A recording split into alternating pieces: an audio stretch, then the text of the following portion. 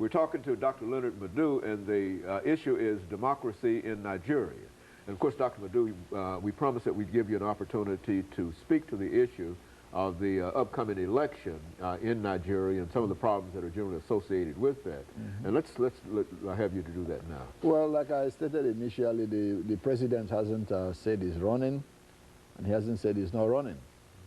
But some members of the Nigerian Senate are trying to amend the constitution to allow the president to stay in power for under 4 years.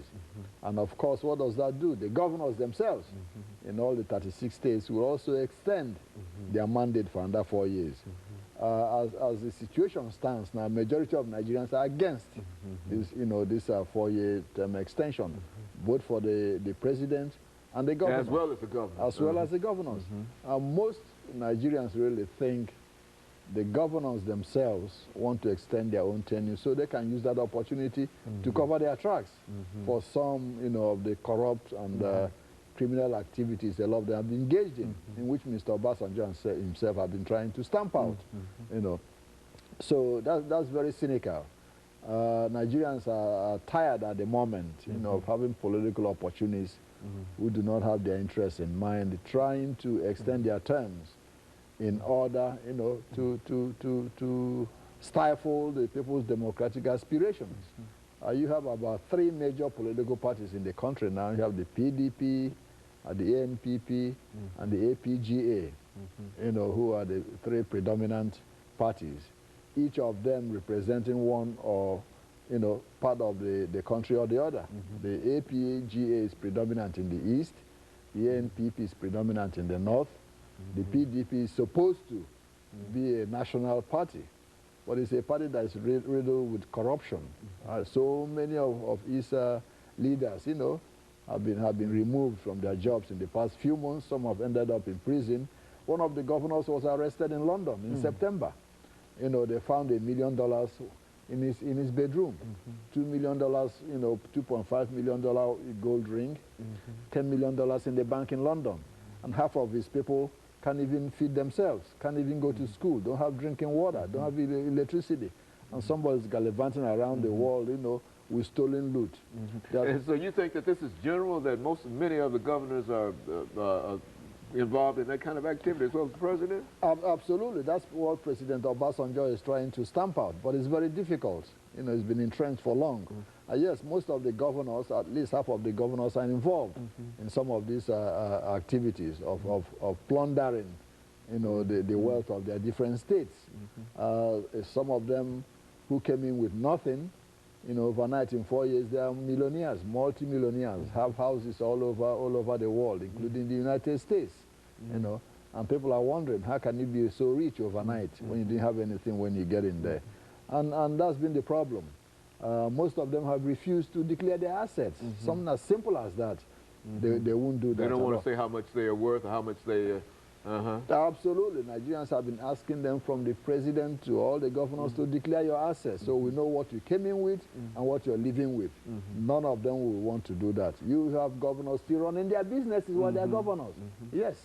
Well, now, this is Nigeria, Dr. LMadu, as you well know, is not a poor state in terms of resources. Because Nigeria, I understand that this is the 2nd largest oil situation as far as the United States is concerned. That they've got a lot of oil there, and a lot of other things. And so when we talk about pillaging the state, we're talking about folks who, as you indicated, getting away with a lot of money, and there's nothing that can be done about it. Absolutely, and that's the problem. This is a country that's the 5th largest exporter of oil to the United States and the 8th largest producer of oil in the world. Okay, with enough money to take care of everybody in the country. But the problem is that the country is plundered by those who lead it. For example, we had the chief of police in the country. They call him the Inspector General of Police. This man stole almost half of the country's police budget. And what did he get for it? 6 months in prison. Almost over $100 million he stole. How can the police do their job? What do? The police people are not paid for 6 months. They set up roadblocks everywhere to harass people. to get what they are due. What do you do with, I mean, when you end up with $2 million, $7 million of the public's money, what do you do with that money? I mean, how do you, I mean, what, do you invest that money? I mean, what do you do with that? I mean, how do you dispose of, use that kind of money? There's supposedly the regulation in the country is that if you're a governor,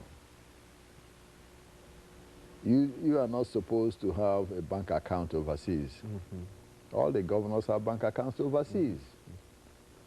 The vice president of the country has a $5 million house in Maryland. Okay? Yes, has a $5 million house in Maryland.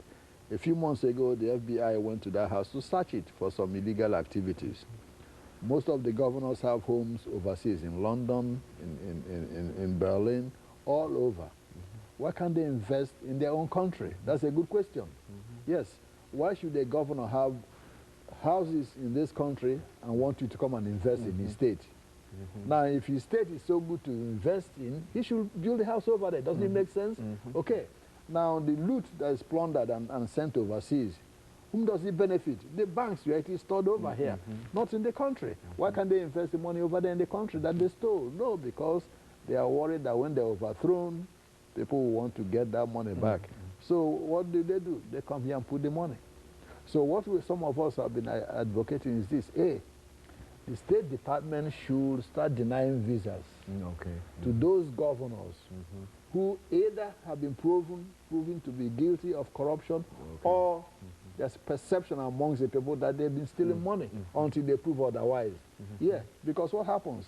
If the State Department starts denying them visas to come here, and they and their families, the British government will follow suit, and most European Union countries will do the same. So that if they have to loot that money, they won't come here to put it. Okay, that will help a lot. And the State Department is listening to some of those requests now. That will be one way of stopping it. There's a governor, one governor in Nigeria, he comes to this country almost 13, 14 times a year. How does he sit in the country to govern his state? You tell me. Every month he's here for medical treatment. Every month he's in Washington for medical treatment. Fine.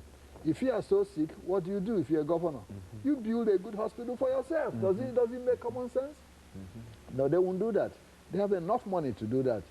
Okay, but they can fly out of the country, take care of their children and their family, and the poor person in the country can't even buy a bottle of Tylenol. Very good. And of course, Dr. LMadu, let us take this second commercial break, after which we'll come back and allow you to continue this, as well as to give us some direction in terms of where we ought to go from here. And of course, we'll be back with our audience following this short commercial break.